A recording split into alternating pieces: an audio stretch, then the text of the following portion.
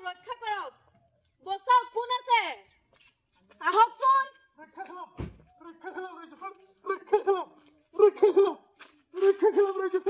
ৰক্ষা কৰক মই এজোপা গছ মই এতিয়া শিপাই আছো আৰু মোৰ চাৰিওফালে থকা পৰিৱেশটো মই প্ৰত্যক্ষ কৰি আছো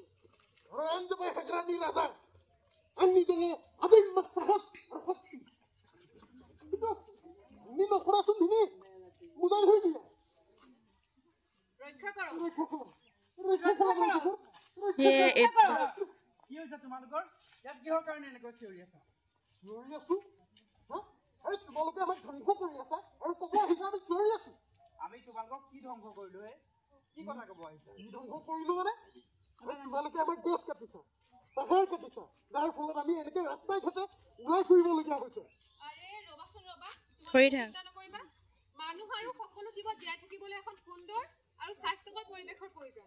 ইয়াৰ বাবে বায়ু পানী আৰু সেউজীয়া অৰণ্য অতিকৈ দৰকাৰ এইটো সঁচা কথা কিন্তু কি জানেনে আটাইতকৈ দুখ লগা কথাটো হৈছে আমাৰ এই অৰণ্যবিলাকৰ গছ বন কাটি আমাৰ একেবাৰে পৃথিৱীখন ধ্বংস কৰি পেলাইছে হয় আপুনি ঠিক কথাই কৈছে নগৰীকৰণ বনাঞ্চল ধ্বংস আৰু জলাশয়বোৰ পুতি পেলোৱাৰ ফলত আমাৰ পৃথিৱীখন বাৰুকৈ ক্ষতিগ্ৰস্ত হৈছে তাৰ কাৰণে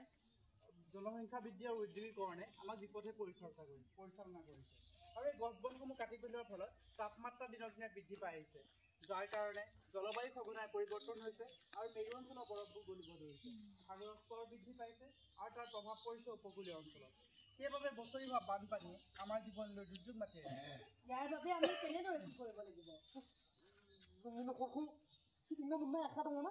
হয় আশা আৰু পৰিকল্পনা দুয়োটাই আছে শুনক ৰাইজ আপোনালোকক জনাবলৈ পাই সুখী হৈছো যে এই অতি সমৰ্থনত অসম চৰকাৰে বন আৰু জৈৱ বৈচিত্ৰ্য সংৰক্ষণ অসম প্ৰকল্প কাম আৰম্ভ কৰিছে এই প্ৰকল্পটো বন আৰু জৈৱ বৈচিত্ৰ্য সংৰক্ষণ অসম প্ৰকল্প ভাগ 2 হিচাপে নামাকৰণ কৰা হৈছে ইয়াৰ মূল উদ্দেশ্য হৈছে এখন স্বাস্থ্যকৰ পৰিৱেশ তন্ত্ৰ আৰু এখন সুখী সমাজ গঢ় দিয়াৰ ইয়াৰ বিষয়ে আমাক ভালকৈ অকণমান বুজাই কওকচোন অকণমান ভালকৈ বুজাই কওক হয় নিশ্চয় কওক শুনক আৰু আপোনালোকেও শুনক ৰাইজ এতিয়াৰ বন বিভাগৰ এখন বহনক্ষম আৰু উৎপাদনক্ষম বহুমুখী প্ৰকল্প এই প্ৰকল্পটোৰ জৰিয়তে আমাৰ বনাঞ্চলৰ কাষৰীয়া ৰাইজক অৰ্থনৈতিকভাৱে শক্তিশালী কৰি তোলা হ'ব আৰু লগতে এই প্ৰকল্পটোৰ কিছুমান কাম কাজত আমাৰ নিয়োজিত কৰা হ'ব হয় স্থানীয় লোকসকলক বয়ন চিলাই মৌ পালন পশুপালন বাঁহ বেতেৰে তৈয়াৰ কৰা সামগ্ৰী কাঠফুলাই আদি বিভিন্ন ধৰণৰ প্ৰশিক্ষণ দিয়া হ'ব আৰু এই সামগ্ৰীসমূহ প্ৰদৰ্শন আৰু বিক্ৰীৰ বাবে কিছুমান বিপণী স্থাপন কৰা হৈছে যেনে অসম ৰাজ্যিক চিৰিয়াখানা কাজিৰঙা ৰাষ্ট্ৰীয় উদ্যান হৰ্ণবিল উদ্যান পবিত্ৰ অভয়াৰণ্য তেনেকুৱা বিভিন্ন জেগাত বিপণীসমূহ স্থাপন কৰিছে হয় গতিকে প্ৰকল্পটো আমাৰ কাৰণে খুবেই গুৰুত্বপূৰ্ণ এই প্ৰকল্পটোৱে গাঁও অঞ্চলৰ মহিলাসকলৰ সবলীকৰণ আৰু লগতে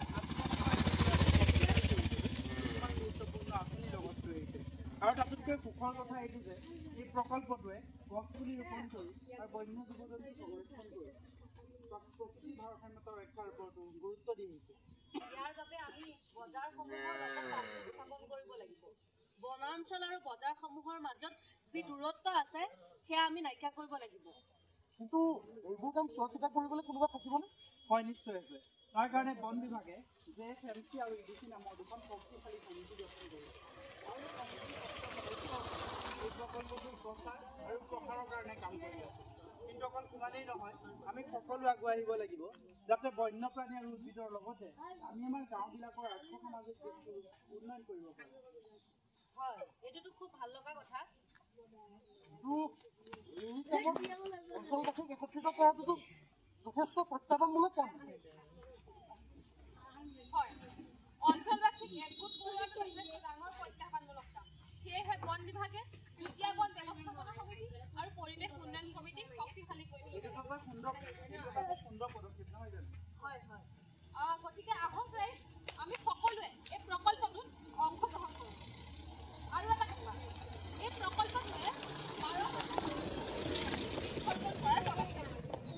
এইটোতো খুব ভাল কথা ইমানবোৰ গছ পুলি ৰুব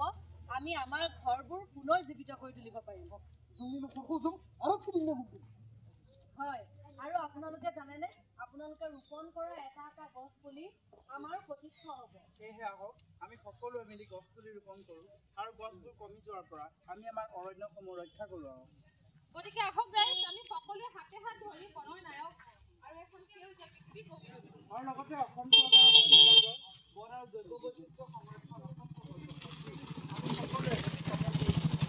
ইয়াৰ উপৰি গছ পুলি ৰোপণ কৰি আৰু বনৰীয়া জীৱ জন্তু সংৰক্ষণ কৰি ভৱিষ্যত প্ৰজন্মৰ ধুনীয়া পৃথিৱী আমি সকলোৱে মিলি গঢ়ি তুলিব লাগিব। ইয়াৰ কাৰণে আমি সজাগতামূলক গোটসমূহতো অংশগ্ৰহণ কৰিব লাগিব। এইখিনিতে আৰু এটা কথা, আমি এটা গছ পুলি অকল ৰুলেই নহ'ব, আমি প্ৰত্যেকটো গছ পুলি আমি ডাঙৰ দীঘলো কৰিব লাগিব। এতিয়া আমি এটি গীত গাম, আপোনালোক সকলোৱে আমাৰ গীতৰ তালে তালে হাত চাপৰি অলপ সহযোগ কৰিলে আমি সুখী হ'ম। কৰিবনে? কোনা কোনা সৰ্বজন আমাৰ বাহন, এই আমাৰ বাহন আৰু পিন্ধ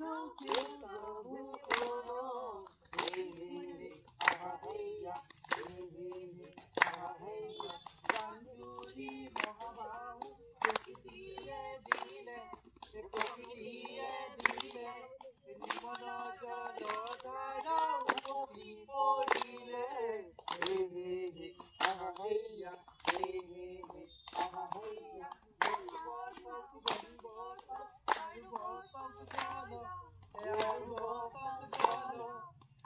প্ৰাণী অবিহনে কলে উদিষ্টন